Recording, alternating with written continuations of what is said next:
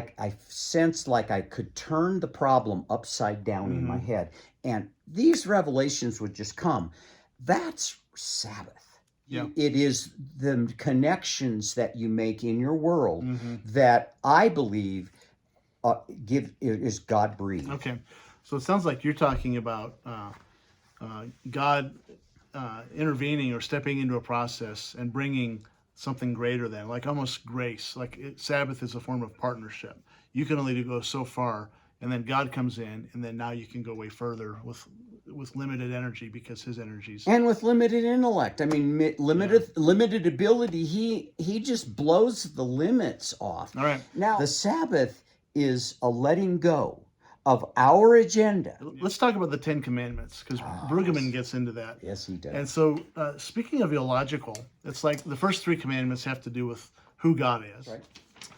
And then suddenly the last six commandments have to do with who other people are and how we get along with people. And then you have this awkward fourth commandment in the middle of those that does not seem to make any sense, which basically says stop working 1 day a week. That's right. God stopped working 1 day a week. Yes. You stop working 1 day a week.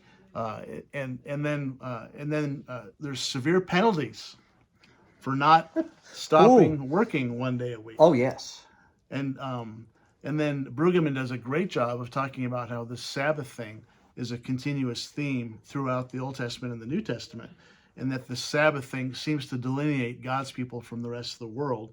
And even when foreigners are coming in and participating in the covenant community, the key marker, if they're legitimately participating, is whether they keep Sabbath or not. Yeah. It's His love for us, and it's a command. And Brueggemann pointed out here that it's the transition between the love. You shall love the Lord your God with all your heart, mind, soul, and strength, and your neighbor as yourself.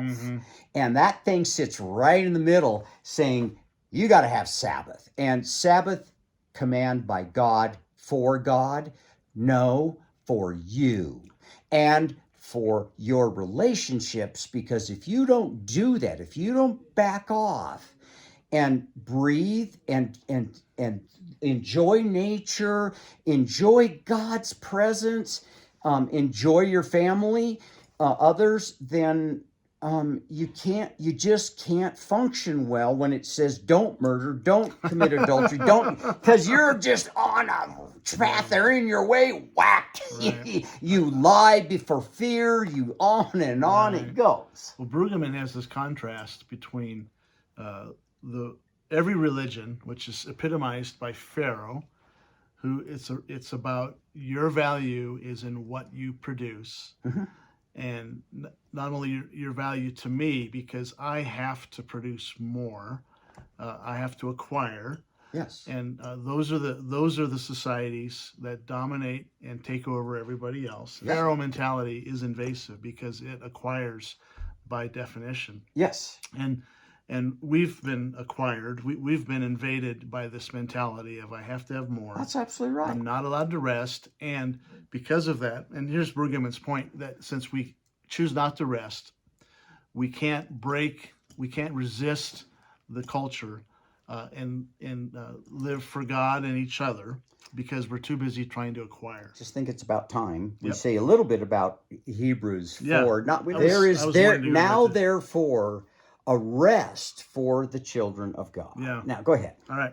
So I'm going to read chapter 4 of Hebrews. It's 12 verses. Okay. And it's a passage that's not easy to understand. And so we're going to read it, and then we'll finish by talking about it. So to set it up, in chapter 3 of Hebrews, the writer has said basically that Israel had a hard time with rest, and because of their disobedience and unbelief, they never entered the rest. And so picking it up in chapter 4, verse 1. Therefore, since the promise of entering his rest still stands, let us be careful that none of you be found to have fallen short of it. And let me pause there for a minute, because we're going to see a couple of statements that seem ironical, like we're pursuing rest, but even the idea of pursuing it sounds like you're working That's at it. right. Falling short of it sounds like you're not achieving it, and yet we're That's talking it. about rest. Resting. So does that's that sort of work? a theme through this passage. Yeah. For we also had the good news proclaimed to us, just as they did, but the message they heard was of no value to them because they did not share the faith of those who obeyed.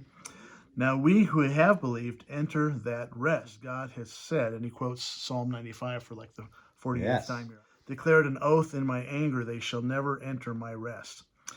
And yet his works have been finished since the creation of the world. Somewhere he has spoken about the seventh day in these words, on the seventh day God rested from all his works. And then in the passage above he says, they shall never enter my rest. Pause there for a minute. So God's in rest mode because he's finished with creation. That's right. So there's rest that exists everywhere, but they don't enter my rest because of their lack of faith and their disobedience. And if we could just, one thing on that Yep. front is that it's a command, and then he says, he gives you this summary of what goes on, who God is, and we being in the image of God, we're made in his image, that, well, he rested, then we are created. Who do we think we are that we don't need rest? That's right. Even though God, He says, whether he needed it or not, he did it. Yeah, that's right. And the thing though is that when it's more than just Sunday you don't do stuff. It's a lifestyle, and it's every day, every moment of every day.